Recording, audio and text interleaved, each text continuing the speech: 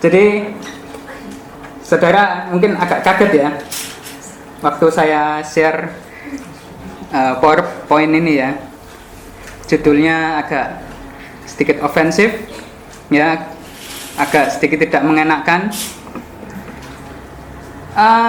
Mungkin kalau kata-kata ini kita baca atau terucap dari orang yang kita sayangi ya, akan sangat tidak menyenangkan gitu. Seandainya saya bicara gitu ya ke salah satu dari saudara di sini gitu, anjing kamu gitu kan, itu kan sesuatu yang sangat tidak mengenakan untuk didengar gitu, apalagi diterima. Ya tapi kenapa saya membawa judul ini gitu, dan kenapa saya ingin menyampaikan hal ini, paling tidak ke depan setelah saya menyampaikan beberapa poin untuk saudara renungkan gitu, paling tidak kita memiliki satu sikap yang jauh lebih berbeda gitu, terutama ketika bagaimana kita harus berhubungan dengan sesama kita, terlebih bagaimana kita harus berhubungan dengan Tuhan gitu. Ini yang mau saya tekankan gitu ya. Tapi sebelum itu ya, saya mau tahu kabar beberapa saudara. Liburannya pasti menyenangkan ya, semoga saudara juga sehat-sehat semua. Jadi oke, biarlah suasana yang liburan ini juga membuat pikiran kita itu lebih segar, lebih paling enggak menyingkirkan sejenak kepenatan-kepenatan di tempat kerja, di rumah, atau kesundukan-kesundukan yang selama ini menghampiri kita gitu ya, supaya pikiran kita yang segar ini ya bisa menerima firman Tuhan dengan lebih baik, seperti itu. Oke. Saya akan mulai dengan satu pertanyaan ini gitu. Ketika kita melihat seekor anjing gitu kan, setiap kita punya perspektif yang berbeda-beda, benar nggak? Dan perspektif itu dibentuk karena pengalaman kita bersama anjing, ya kan? Betul enggak? Ada yang punya pengalaman baik dengan anjing akan melihat bahwa anjing ini adalah hewan yang lucu, hewan yang menyenangkan gitu kan, atau yang sering kita dengar, oh anjing ini sahabat manusia gitu. Tapi yang punya pengalaman tidak menyenangkan dengan anjing, pernah dikejar anjing gitu kan, digigit anjing gitu, atau bahkan sampai bencinya sama anjing itu sampai hati gitu ya. Akan melihat bahwa anjing ini adalah hewan yang tidak menyenangkan, tidak bersahabat, dan agresif gitu. Dan gambaran-gambaran itu ya nggak ada salahnya, karena itu berdasarkan pengalaman saudara gitu. Tapi seperti yang saya sampaikan tadi ya, bagaimana ketika saya atau orang yang saudara sayangi berbicara pada saudara, anjing kamu, apakah kita masih mempunyai perspektif tentang anjing yang lucu itu tadi gitu? Apakah kita masih menganggap bahwa orang yang bilang anjing kamu, kita masih punya bayangan, oh berarti saya sahabat manusia gitu? Enggak kan? Pasti kita langsung jengkel, jujur aja ya kan? Saya pun jujur juga pasti, kenapa orang ini kan gitu? Ya kan? Kita enggak perspektif kita yang menyenangkan itu tadi semuanya kabur gitu. Tapi jangan-jangan orang itu bisa saja menyampaikan maksud Tuhan kepada kita dengan bicara anjing kamu. Iya kan? Kita nggak nyangka gitu. Ya, kenapa saya sampai di poin itu gitu ya? Kita akan lihat satu persatu gambaran anjing di dalam Alkitab, dan itu disetarakan dengan apa sih? Dan nanti kita akan mencoba untuk lebih mendefinisikan diri kita dan merefleksikan lah semua ayat-ayat itu, apakah ini gambaran saya Tuhan di hadapan. Itu yang lebih saya mau tekankan gitu ya.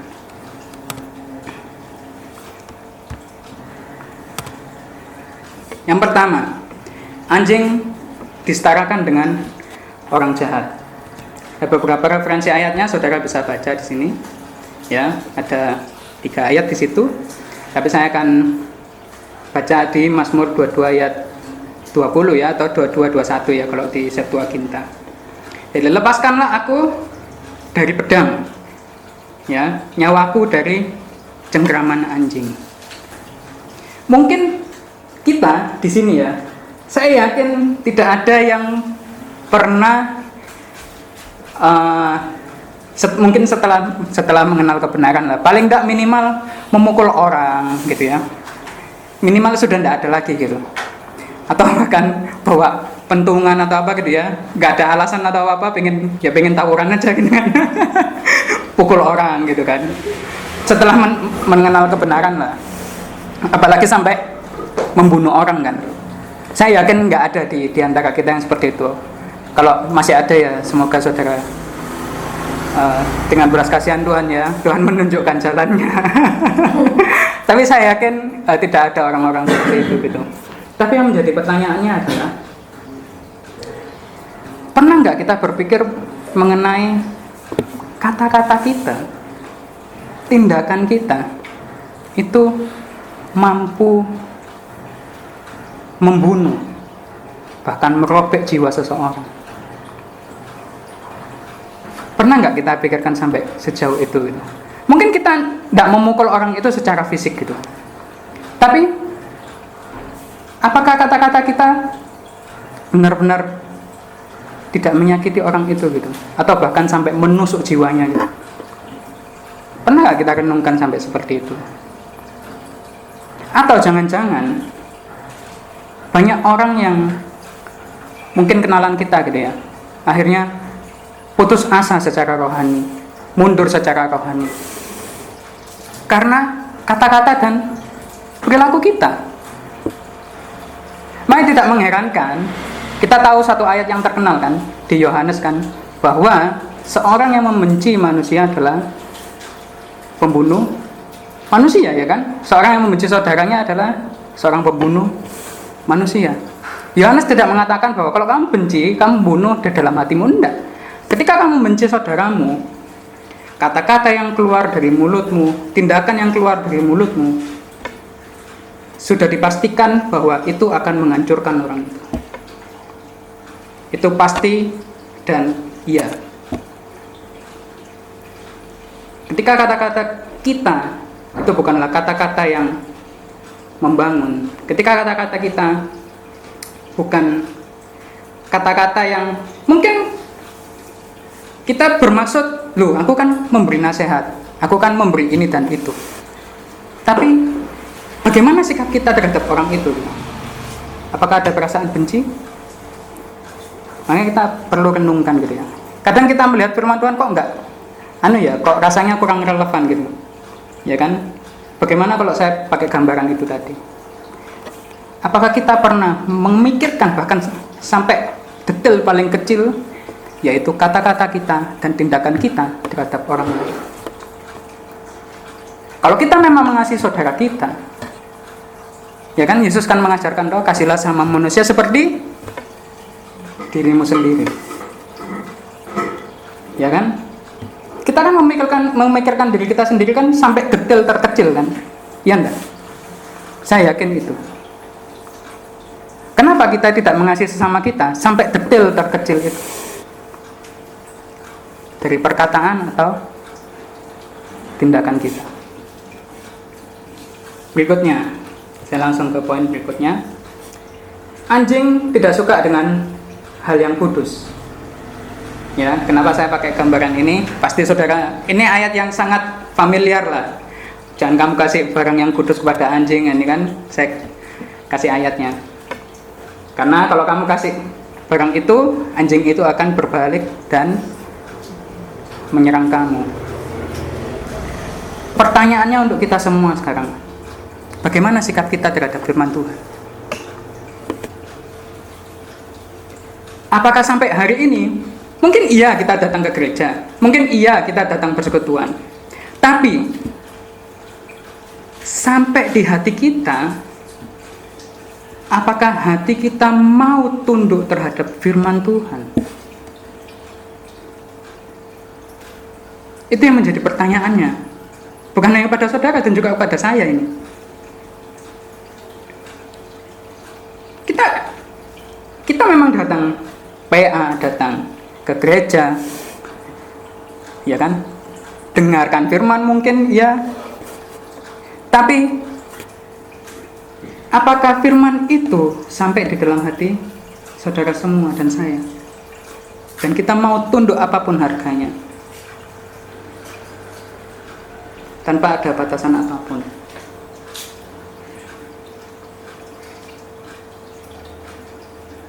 Ya kan? Atau malah kita melakukan yang sebaliknya, kita bergulat mati-matian untuk mencari celah. Gimana? Di satu sisi saya mau melakukan firman Tuhan, tapi di satu sisi saya mau melakukan apa yang saya inginkan. Atau itu yang kita lakukan sekarang? Makanya tidak mengherankan ya, akhirnya dalam kehidupan rohani kita itu rasanya kayak kering, gitu ya, nggak ada kehidupan, kayak kita berjalan di padang yang tandus gitu, kayak padang yang tandus ini kayak nggak selesai gitu kita lewati. Mungkin yang menjadi permasalahannya, ketika firman Tuhan sudah mau masuk itu tadi, mau masuk sampai ke dalam akar kehidupan kita memberikan batasannya di situ. Dan hal itu biasanya diakibatkan karena kita berjalan dengan pengertian kita sendiri. Jadi hari ini saya punya banyak gambar anjing ya. Nanti saudara bisa minta kalau mau. Ya, hal itu biasanya diakibatkan karena kita mau atau berpegang teguh dengan pengertian kita sendiri. Mungkin pengertian kita sendiri itu muncul karena firman Tuhan juga, karena kita dengar firman Tuhan, karena kita baca firman Tuhan. Tapi kita melupakan bahwa firman Tuhan itu kamu mau tunduk sepenuhnya atau tidak sama sekali. Bukan kamu mau tunduk dan berpegang pada pengertianmu juga gitu. Maka di Yesaya 56 ayat 10 sampai 11, ya saudara bisa lihat di situ ya, saya bacakan. Para penjaganya buta, mereka semua tidak tahu apa-apa, mereka semua adalah anjing bisu, tidak dapat menggonggong, mereka berbaring, berkayal dan suka tidur, anjing-anjing yang serakah, yang tidak pernah puas. Mereka adalah gembala yang tidak memiliki pengertian, mereka semua berbelok ke jalan mereka sendiri, masing-masing mencari keuntungan sendiri, tidak ada yang terkecuali. Ya saudara perhatikan di ayat 11 itu ya, mereka adalah gembala yang tidak memiliki pengertian. Ya saya kenal beberapa saudara di sini ya, dan tahu beberapa dari kakak-kakak di sini juga pelayanan, terutama teman-teman yang IT kan juga memimpin PA kan. Itu kan dalam pengertian tertentu, saudara kan juga pemimpin rohani kan. Atau mungkin kayak Kak Elko kemarin sharing di rumahnya, kan mulai jadi pemimpin rohani di rumah kan. Membawa setiap orang yang ada di rumah kepada Tuhan kan. Dan juga dalam pengertian tertentu pemimpin rohani. Kita semua di sini adalah pemimpin rohani bagi orang lain. Ya kan? Dan ya saya menyamakan mereka dengan apa? Dengan anjing-anjing. Dikarenakan apa? Mereka berjalan dengan pengertian mereka sendiri. Dan akibatnya apa? Mereka mencari keuntungannya sendiri. Mereka apa? Jadi serakah. Mereka tidak pernah puas. Ya, bahkan mereka jadi malas, kan? Mereka berbaring, berkayal dan suka tidur. Ya saya tidak menyaksikan saudara yang tidur. Saya tahu lah saudara-saudara semua di sini kerja sampai malam-malam, kelelahan dan sebagainya gitu. Saya tidak mau menghakimi siapapun lah. Karena saya pun kalau otak saya sudah rasanya mau meledak, saya juga kadang istirahat sebentar gitu ya, untuk refresh gitu ya. Tapi kita kembali ke sini gitu. Mereka berbaring, berkayal dan suka tidur. Atau secara sederhana mereka adalah orang yang malas. Malas secara rohani. Saya yakin saudara-saudara di sini tidak ada yang malas lah. Ya, buktinya kakak Elko bangun pagi-pagi pergi ke toko kue ya kan, bekerja. Kayak siapa? Kak Ade juga kerja sampai kadang jam sini di sini jam setengah 6, jam 6 gitu. Putri atau siapapun lah, hampir semua di sini bekerja juga kan. Ya saya yakin itu bukti kalau saudara nggak malas lah. Itu secara jasmani. Tapi bagaimana secara rohani? Berapa banyak waktu kita yang sudah kita luangkan untuk berdoa? Berapa banyak waktu kita yang kita sudah luangkan untuk membaca firman? Ya kan? Bukankah pemazmur mengatakan di Mazmur 1, berbahagialah setiap orang yang merenungkan Tauratnya siang dan malam. Mungkin karena kita tidak berbahagia ya. Alasan kita tidak berbahagia karena kita tidak pernah merenungkan firman Tuhan kan? Iya enggak? Iya enggak? Betul enggak? Kan pemazmur bilang berbahagialah orang yang merenungkan Tauratnya siang dan malam. Kita jadi orang yang tidak berbahagia karena kita nggak pernah merenungkan firman Tuhan. Firman Tuhan aja nggak pernah direnungkan, apalagi berdoa. Terus ketika ada orang tanya, gimana kamu tahu Tuhan itu nyata? Apa jawaban saudara? Gimana kamu tahu bahwa firman Tuhan atau Alkitabmu itu yang ditulis itu memang perkataan Tuhan, bukan buatan manusia? Apa jawaban saudara? Saudara tidak akan bisa jawab itu kalau saudara tidak pernah berdoa. Karena hanya di dalam doa lah saudara bisa berkomunikasi dengan Tuhan. Saudara bisa menemukan hadirat Tuhan. Makanya saya pikir kenapa orang jadi dalam kehidupan rohani ya, kayak kemarin saya sharing, nggak ada satu terobosan gitu dalam kehidupan rohaninya. Mungkin BT sudah dilewati, oke. Setelah ini apa? IT sudah dilewati, oke. Setelah ini apa? Kayak rasanya mandek di situ aja muter-muter gitu kan. Kayak kalau orang Jawa bilang kayak kekean. Muter-muter gitu. Nggak kemana-mana. Mirip seperti apa? Bangsa Israel berputar-putar 40 tahun kan. Padahal saya pernah iseng-iseng baca ya. Berdasarkan penelitian, perjalanan dari Mesir ke Kanaan itu bisa ditempuh dengan jalan kaki hanya dalam 40 hari. Tapi apa yang terjadi kepada bangsa Israel? Muter-muter 40 tahun. Nah pertanyaannya, apa perlu kita nunggu 40 tahun baru nanti akhirnya ada terobosan dalam kehidupan rohani kita? Sebenarnya kita nggak perlu tunggu gitu. Keputusannya ada di kita masing-masing. Apakah kita mau gitu ya, bahwa kita bertekad untuk menemukan hadirat Tuhan, bertekad untuk mencari Tuhan dengan sungguh-sungguh. Itu yang menjadi pertanyaan untuk kita semua hari ini gitu. Mau enggak kita untuk memiliki tekad itu gitu? Bukan malah kita berjalan dengan pengertian kita sendiri.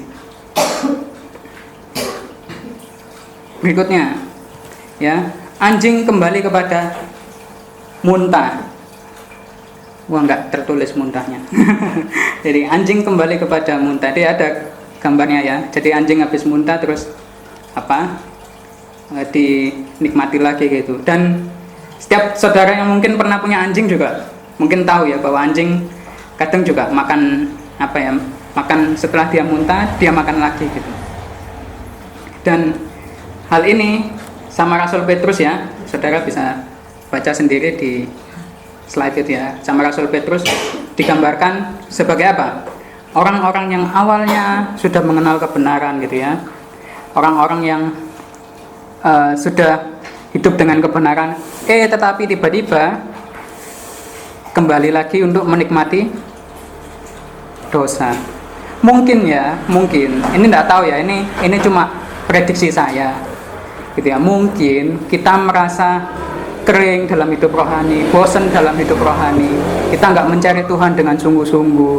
Kita enggak mau baca firman-Nya. Mungkin kita melihat bahwa muntah itu jauh lebih menarik dibandingkan firman Tuhan. Ya toh? Kan Paulus bilang semua yang ada padaku dahulu itu adalah sampah kan. Nah mungkin kita melihat sampah itu jauh lebih menarik dibandingkan kita mau mencari Tuhan dengan sungguh-sungguh, mau mencari Tuhan dan bertemu dengan Tuhan dengan sekuat tenaga dan sekuat hati kita. Mungkin, ya semoga tidak. Ini prediksi saya itu. Karena sebagian besar ya bahkan saya lihat pada diri saya sendiri lah. Kenapa pada saat itu gitu ya, rasanya dalam kehidupan rohani saya itu rasanya saya muter-muter terus di situ-situ aja gitu ya, sampai akhirnya kalau bisa dibilang ya, padang gurun itu ya, padang yang tandus itu akhirnya lama-lama jadi membentuk suatu kubangan gitu ya, karena saya muter-muter di situ terus ini. makin dalam nggak kemana-mana ya, benar makin dalam kubangannya gitu, malah membuat saya kalau ada hujan membuat saya menjadi tenggelam gitu. Mungkin ya kalau saya lihat dalam diri saya waktu itu, saya melihat nilai-nilai atau hal-hal yang dulu sudah saya tinggalkan, saya lihat sebagai sesuatu yang berharga kembali gitu. Apa yang dulu menjadi sampah, apa yang dulu sudah menjadi muntah, itu menjadi menarik lagi gitu. Itu kenapa makanya kita tidak ada terobosan gitu. Nah orang-orang yang demikian, kata penulis Amsal ya, dikatakan begitu juga orang yang bebal, yang mengulang kebodohannya, atau begitu juga orang yang bodoh kembali lagi kebodohannya, kembali lagi kepada kebodohannya. Orang yang bodoh diajari untuk menjadi benar, diajari untuk tahu apa itu kebenaran, tapi lebih memilih hal yang bodoh. Nah itulah gambaran anjing yang kembali kepada muntahnya. Nah dari semua poin-poin itu gitu ya, mari kita refleksikan gitu dalam diri kita, apakah gambaran ini sesuai dengan saya gitu. Maksudnya seringkali kita selalu melihat kepada orang lain gitu kan, kita sangat mudah melihat kesalahan-kesalahan orang lain gitu, tapi kita seringnya lupa untuk melihat diri kita di hadapan Tuhan. Siapa saya Tuhan di hadapan? Bagaimana Tuhan menilai kita selama ini di hadapannya? Ya saya pun juga enggak mengakui bahwa saya lebih baik dari saudara gitu. Saya pun mengakui setelah waktu saya siapkan ini baca-baca lagi, saya enggak lebih baik daripada seekor anjing gitu. Nah sayangnya kenapa kita enggak bisa bertemu dengan Tuhan? Karena kita sangat arogan gitu. Padahal kita itu anjing gitu kan. Tapi kita arogan, kita sangat sombong gitu. Nah ada satu kisah menarik yang mungkin ini jadi satu pengharapan kita semua ya, dan saya akan tutup di sini gitu. Nah harapan bagi si anjing ya, anjing berdoa ya. Ya. Jadi ini kisah yang cukup terkenal dan saudara pasti tahu lah kisah ini. Kisah di mana perempuan Sirofenesia benar-benar memohon-mohon gitu ya pada Yesus untuk Yesus itu menyembuhkan anaknya. Tapi apa jawaban Yesus? Tidak baik ya, di ayat 26 ya. Tidak baik mengambil roti milik anak-anak, maksudnya milik anak-anak itu untuk pada kali itu ya, untuk orang-orang Israel gitu, karena Yesus memang diutus waktu itu untuk membalikkan orang-orang Israel kembali kepada kebenaran kan. Tidak baik mengambil roti milik anak-anak dan melemparkannya kepada anjing-anjing. Bayangkan ya, pada saat itu bagaimana kalau itu saudara gitu ya, saudara dan saya. Kan Kita semua ada di sini, berkumpul di sini semua kan karena mengasihi Yesus, bener kan? Betul enggak? Atau asumsi saya salah? Betul enggak? Kita semua di sini karena mengasihi Yesus kan? Oke. Terus kita tahu gitu. Misal, oh Yesus mau datang ke Sukun gitu kan? Mau datang ke blok C B12 gitu. Mau khotbah di situ. Karena kita mengasihi Yesus, kita sangat wah Yesus ini kan kayak ibaratnya popstar di dunia rohani gitu kan. Wah ini popstarnya mau datang ini gitu kan. Bintang popnya mau datang. Kita kan buru-buru, apalagi yang punya kita tahu bahwa Yesus punya perbuatan-perbuatan ajaib gitu kan. Nah, kita kan segera buru-buru gitu. Yesus tolong gitu ya. Anakku, apalagi kita berjuang demi anak kita gitu kan. Anakku ini loh Yesus punya sakit ini gitu. Tolong, aku udah ke dokter gini tapi nggak sembuh. Tolong Tuhan. Kita sampai sujud gitu ya. Tapi Yesus malah bilang, kamu itu anjing. Gimana perasaan saudara? Gimana gambaran saudara tentang Yesus? Apakah masih tetap sama gitu ya? Ketika Yesus bilang kamu itu anjing, bagaimana? Ya, saya jujur mungkin akan kesal ya. Kenapa orang yang saya harapkan untuk ketemu bisa melakukan ini dan itu malah bilang kamu itu anjing. Tapi kita contoh sikap dari perempuan Sirofenisia ini.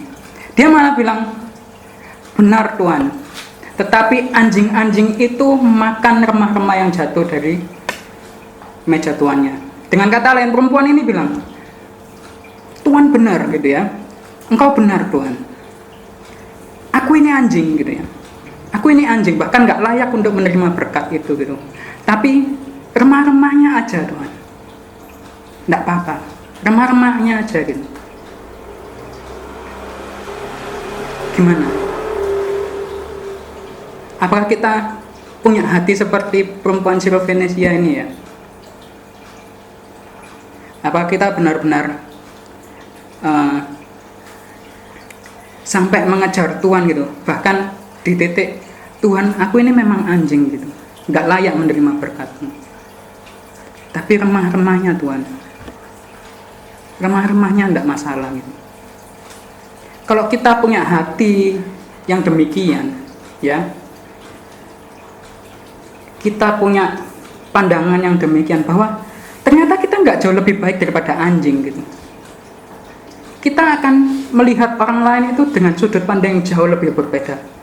Jauh lebih kita tahu apa itu artinya belas kasihan. Kita tahu apa artinya saling mengasihi. Kita tahu apa artinya mengerti orang lain.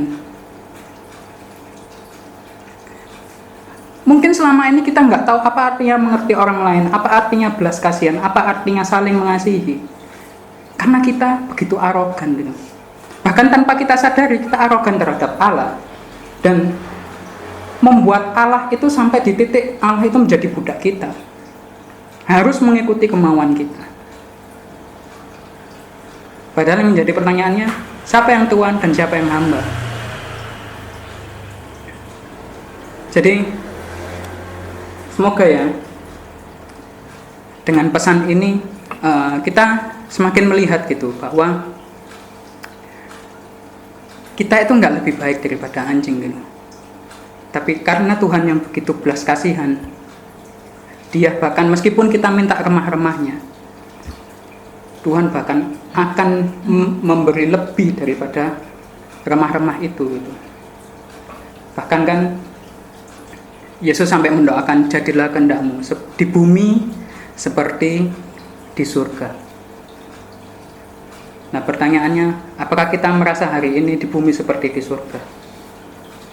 Kalau tidak, maka yang menjadi pertanyaan berikutnya, kenapa? Jangan-jangan sikap kita terlalu arogan di hadapan Tuhan, sehingga surga itu tidak datang kepada kita. Jadi dengan ini ya, semoga kita belajar dan ke depan semoga kita semua memiliki sikap seperti perempuan Sirofenisia inilah. dan memandang bahwa Tuhan ternyata saya nggak lebih baik dari anjing gitu. Tapi saya mau untuk terus mengikuti Engkau. Bahkan kalau itu pun akhirnya saya hanya mendapat remah-remah, saya mau Tuhan. Saya mau tetap mengejar Engkau. Jadi saya selesai di sini.